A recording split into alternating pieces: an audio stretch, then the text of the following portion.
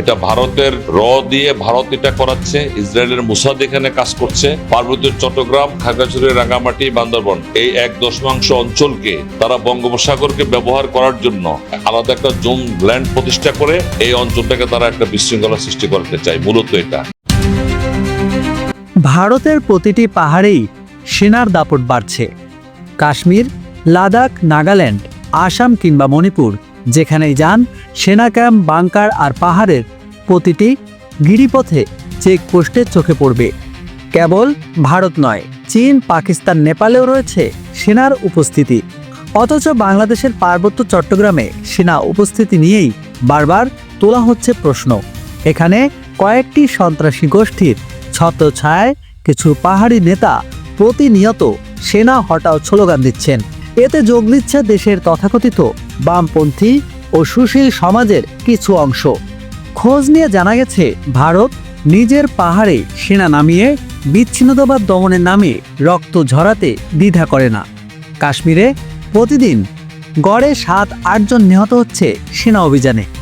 নাগাল্যান্ডে নাগা বিদ্রোহ দমন করতে অন্তত 60 বছর ধরে সেনা মোতায়েন রয়েছে।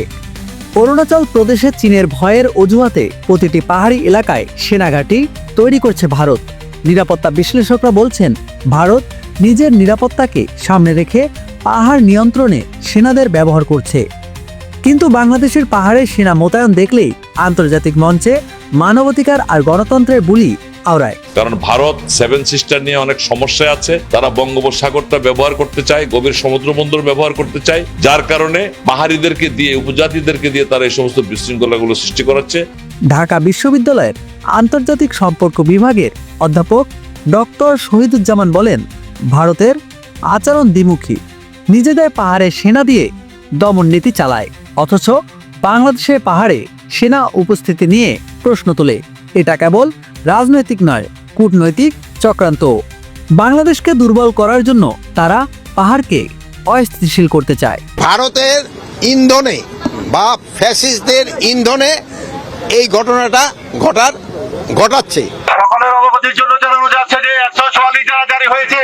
আপনারা আপনাদের বাসায় নিজ নিজ গন্তব্যস্থানে চলে যান, আপনাদের বাসায় চলে যান। নেয়ামুন নাকিব, বাঙালি নিউজ বাংলা, ঢাকা।